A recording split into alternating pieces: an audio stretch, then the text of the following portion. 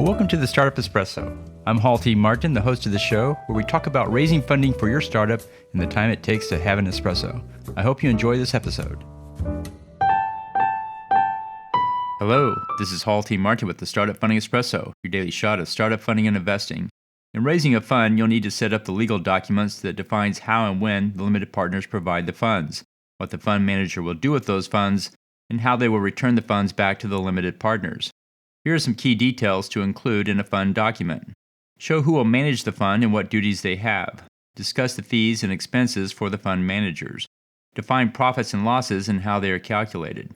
Consider tax implications for the investors and maximize for tax efficiency.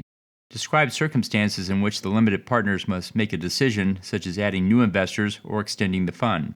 Show compliance with the laws around taxes, transfers, and liability of the members. Include indemnification by the fund for the general partners in the case of damages. And list the redemption rights, if any, by limited partners. Finally, discuss the distribution of profits, losses, assets, and the dissolution of the fund.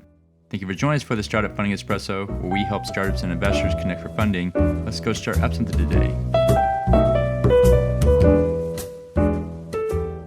Hall T. Martin is the director of Investor Connect, which is a 501c3 nonprofit dedicated to the education of investors for early-stage funding. All opinions expressed by Hall and podcast guests are solely their own opinions and do not reflect the opinion of Investor Connect. This podcast is for informational purposes only and should not be relied upon as a basis for investment decisions.